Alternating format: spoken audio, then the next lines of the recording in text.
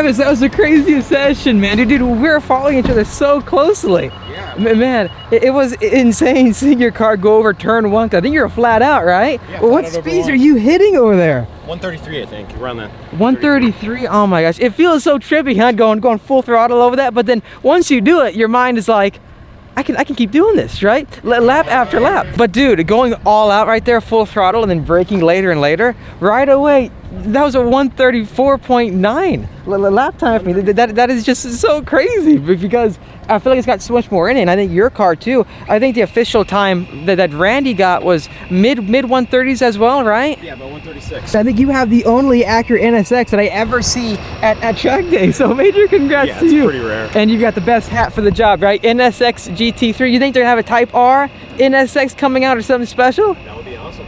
That'd be cool. But anyways, dude, so much fun chasing you around the track. Love the way this car looks, but it's too quiet for my taste, man. Too quiet. You heard my V8, right? It was loud.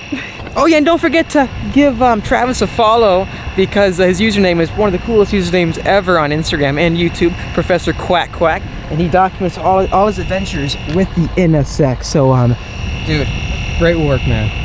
Anyways, there you have it. The McLaren is on the trailer. So it took a while, right? Basically, I'm the last person here. If you look around us right now, no one else is here. They're closing the gates very shortly, so I'll make this one quick. Anyways, though, last time I was here was like 5 months ago, and I had to learn the track again. And being able to put down that lap time really was showing me what the car could do. It felt so stable, so predictable. I feel like it goes so much faster.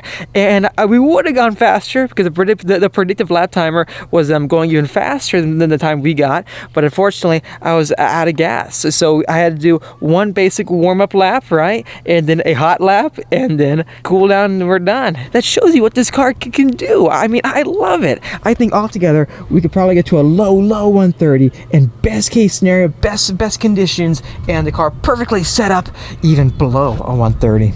Anyways, thanks for watching this video. If you liked it, make sure to hit that like button to help me out. Also subscribe for much more great supercar track content coming your way. I'll see all of you in the next episode.